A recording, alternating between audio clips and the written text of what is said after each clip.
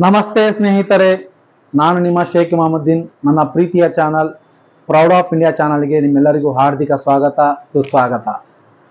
ಸ್ನೇಹಿತರೆ, ಇಂದು ನಾನು ನಿಮಗೆ ಒಂದು ಅದ್ಭುತ ಪ್ರತಿಭೆಯ ಬಗ್ಗೆ ಪರಿಚಯ ಮಾಡಲಿಕ್ಕೆ ಹೊರಟಿದ್ದೇನೆ. ಸ್ನೇಹಿತರೆ, ಥಾಮಸ್ ಆಲ್ವಾ ಎಡಿಸನ್ ಬಗ್ಗೆ ತಮ್ಮೆಲ್ಲರಿಗೂ ಗೊತ್ತಿರುವ ಒಂದು ಸುದ್ದಿ.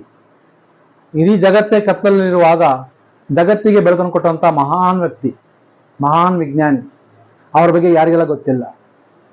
ಸತತ ಪ್ರಯತ್ನ, ಎಷ್ಟೋ ಸಲ ಬೆಳಕು ಕೊಡಲಿಕ್ಕಾಗಿ ತಾವು ಪ್ರಯತ್ನ ಪಟ್ಟಂತ ಥಾಮಸ್ ಅವರು ಕೊನೆಗೆ ಬೆಳಕು ಕೊಡುವಲ್ಲಿ, ನಮ್ಮೆಲ್ಲರಿಗೂ ಬೆಳಕು ಕೊಡುವಲ್ಲಿ ಅವರು ಸಫಲರಾದರು.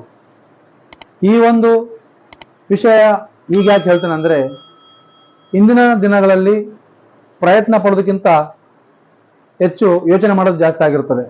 ಸ್ವಲ್ಪ ಪ್ರಯತ್ನ ಪಟ್ಟಿರ್ತಾರೆ, ಆಗಲ್ಲ ಅಂತೇಳಿ ಕೈ ಚೆಲ್ಲಿ ಕುಂತಿರ್ತಾರೆ. ಅದಕ್ಕೆ ವಿರುದ್ಧವಾಗಿ ಕೊಪ್ಪಳ ಜಿಲ್ಲೆಯಲ್ಲಿ ಅದ್ಭುತ ಮಹಿಳೆ ಸಾಧನೆ ಮಾಡಿ ತೋರಿಸಿರ್ತಾರೆ. ಅದಕ್ಕೆ ಉದಾಹರಣೆ, ಕೊಪ್ಪಳ ಜಿಲ್ಲೆಯ ಕಲ್ತಾವರ್ಗೆರೆ ಹಳ್ಳಿಯಲ್ಲಿ ಶ್ರೀಮತಿ ಶೇಖಮ್ಮ ಉಚ್ಚಪ್ಪ ವಾಣಿಯವರು ಈ ಒಂದು ಅದ್ಭುತ ಸಾಧನೆಗೆ ಹೆಸರುವಾಸಿಯಾಗಿದ್ದಾರೆ. ಯಾಕೆ ಹೆಸರುವಾಸಿ ಆಗಿದ್ದಾರೆ ಅಂದರೆ, ಪ್ರತಿಯೊಬ್ಬರು ತಮ್ಮ ಹೊಲದಲ್ಲಿ ಕೆಲಸಕ್ಕೆ ಹೋಗ್ತಾರೆ, ದುಡಿತಾರೆ, ಬರೀತಾರೆ. ಅದರಾಗಿ ಇವರು ಸಹ ಹಾಗೆ ಮಾಡಿದರು. ಆದರೆ ಇವರ ಒಂದು ಜೀವನದಲ್ಲಿ ಒಂದು ಅದ್ಭುತವಾದ ಒಂದು ಅವಕಾಶ ಹಾಗೂ ಕಷ್ಟ ಪ್ರತಿಯೊಂದು ಇದ್ದವು.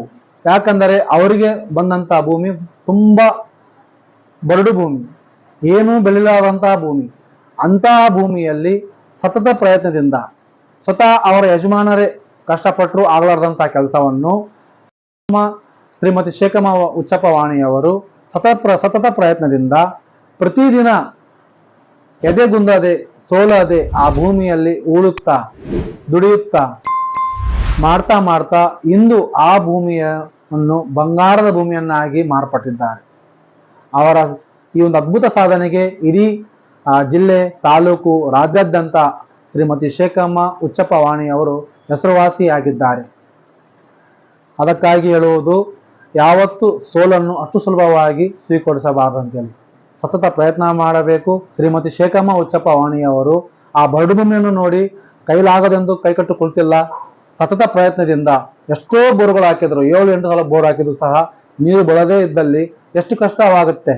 ಒಂದು ಬೋರು ಕೊರೆಸಲಿಕ್ಕೆ ಸುಮಾರು 1,00,000-1,5 ಲಕ್ಷ ಬೇಕಾಗುತ್ತೆ. ಅಂಥದ್ರಲ್ಲಿ 7-8 ಬೋರು ಹಾಕಿದ ನಂತರ ಅವರಿಗೆ ಎಷ್ಟು ಬೇಸರವಾಗಿರಬಹುದು. ಅಂಥ ಬೇಸರದ ಸಮಯದಲ್ಲಿ ಸಹ ಎದೆಗುಂದದೆ ಮತ್ತೆ ಬೋರ್ ಹಾಕಿ ಪುನಃ ಬೋರ್ ಹಾಕಿ